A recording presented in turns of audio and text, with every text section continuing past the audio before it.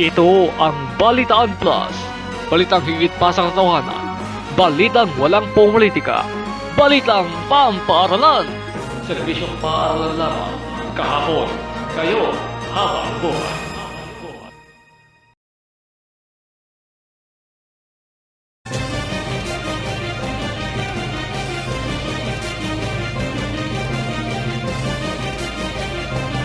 Labing-limang bahay sa Nia Road sa Barangay Pinyahan, Quezon City, nasunog.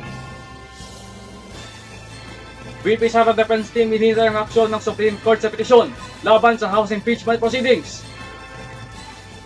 TUCP nagbabalas pagsabog ng galit ng mga minimum wage earner, middle class. Sa Metro Chica, actress na sina Christine Reyes at Isabel Daza binalikan ang sampalan scenes na tila tinotoo raw. At variety show ni Willie Revillame na mawawin, hindi na raw babalik sa Kapuso Network.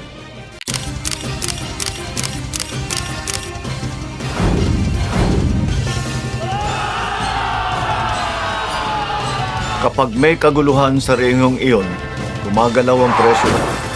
Ang ICC prosecutor na si Mame Mandiaye pa rin napapatigan ang kanyang mga taga-suporta. Sa ulat ang Daniela 17 enero 27. Los Mil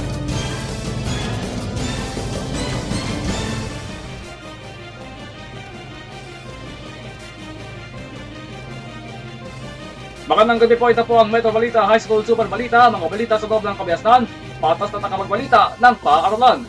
Mga kabalitaan, 15 bahay sa Nia Road sa Barangay Pinyahan, Quezon City, nasunog kaninang alauna ng madaling araw. Natupak na lumalagablab na apoy ang nasa 15 kabahayan sa Nia Road sa Barangay Pinyahan sa Quezon City, madaling araw ng Huwebes. Kasama sa investigasyon ang alegasyon ng ilang residente na sinadya umano ang sunog. Sa ulat ng DCHM 927 Indirect Radio AM sa Metro Manila at itong Huwebes, sinabing mabilis na kumalat ang apoy na ikinabulabog ng mga residente bandang alauna ng madaling araw. Magkakadikit at gawa sa light materials ang mga bahay, samantalang gumagapang ang apoy sa loob ng mga eskinita. Itinaas ng Bureau for Protection of BFP sa ikatlong alarma ang sunog na nirespondihan ng 25 fire truck.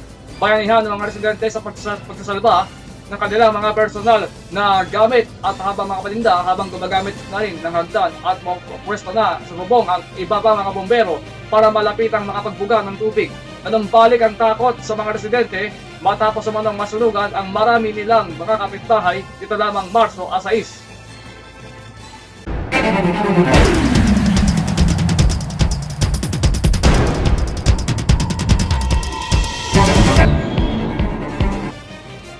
Samantala, VP Sara Defense Team hinihintay ang aksyon ng Supreme Court sa petisyon laban sa House Impeachment Proceedings. Sa kabila ng desisyon ng House Committee on Justice na nakitaan ng probable cause ang impeachment complaints laban kay Vice President Sara Duterte, hinihintay pa rin umano ng depensa ang magiging aksyon ng Korte Suprema sa kanilang inihain na petisyon. Sa panayam, sinabi ni Atty. Michael Powa, tagapagsalita ng defense team, na hindi na unexpected ang nagiging resulta ng botohan na lamang Miyerkules batay sa takbo ng proceedings. Ayon pa sa kanya, kabilang sa kanilang idinudulog ang mga ebidensyang lumabas na matapos na makapaghain na sila ng kanilang mga answer. Samantala, TUCP nagbabalas sa pagsabog ng galit ng mga minimum wage earner middle class. Malapit na umanong sumabog hindi lamang ang mga minimum wage earner kundi ang mga middle class sa patuloy na pagbabaliwala sa kanila ng gobyerno sa gitna ng lumalalang krisis. Ito ang babala ng Trade Union Congress of the Philippines o TUCP na kinakatawan ni Deputy Speaker Raymond Democrito Mendoza sa mababang kapulungan ng Kongreso sa disparas ng Labor Day. Sinabi ng grupo, 2 beses na pinipiga ng gobyerno ang middle class dahil bukod sa buwis na kinakalta sa kanilang sahod ay binubuwisan pa ang natitirang nilang sweldo kapag binili o ginamit nila ito ng kanilang mga kailangang pangangailangan.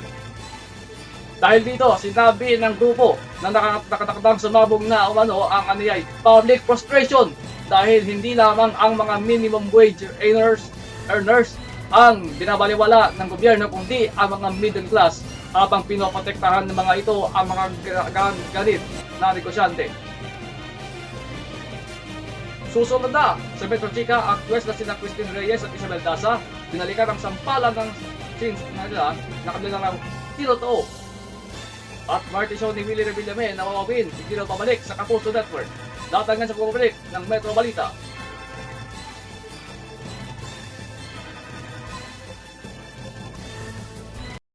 Sa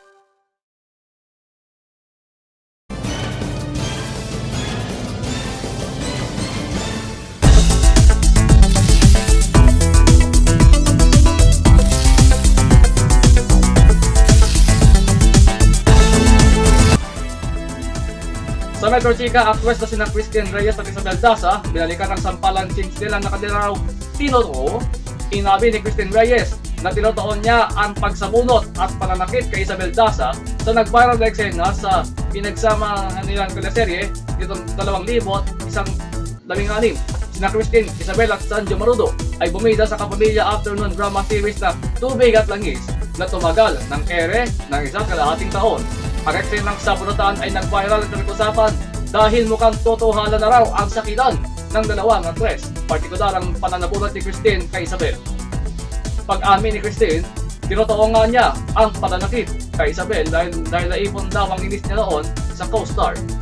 Habang pinag-uusapan ang controversial na eksena na yon, nahalungkat naman ang iba pang mga pinagdadaanan noon ni Christine, kaya naibuhos niya ang kanyang galit kay Isabel.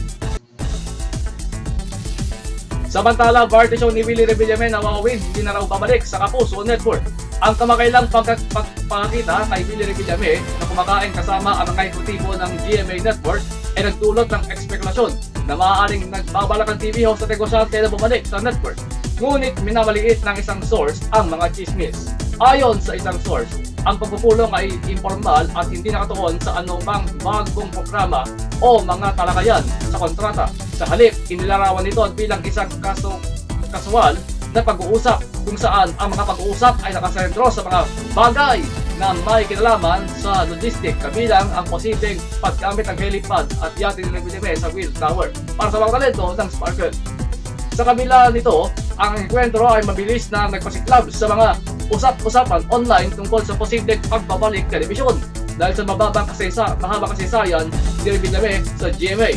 Ang kanyang matagal ng programang Wawawin ay tinapos ang pagpapalabas nito sa Naturang Network nitong Pebrero 2022 matapos mag-expire ang kanyang kontrata ng parehong buwan. Simula noon, nananatiling aktibo si Revillame sa pampublikong buhay, kabilang ang isang hindi matagumpay na pagtakbo sa halalan nitong 2025. Bumalik siya sa telebisyon nitong Enero 2026 kasama ang milyonaryo sa TV5. Bagamat inanunsyo niya noong Abril 27, natatapusin na ang palabas sa Mayo 15, 2026 habang inililipat niya ang kanyang focus sa online gaming at mga digital na proyekto. At yan po ang kabuuan ng mga balita sa loob ng labas na Kalakang, Maynila na naunang bantay ng Metro. Para sa iba pa mga balita, subaybayan kami sa balitaanplus.ph.bestbreakingly.com o mag-email sa officialbalitaanplus@gmail.com. Napapakinggan niyo po kami sa DCHS, DCHM at sa iba pa mga himpilan ng Radio High School nationwide. Sa kalagpuan ni Mutyang Bayan, Selena at Mara, ito po ang inyong lingkod, Artino Juan David Gaviaon. Ito ang mga balita sa loob ng Kabiasnan, Metro Balita.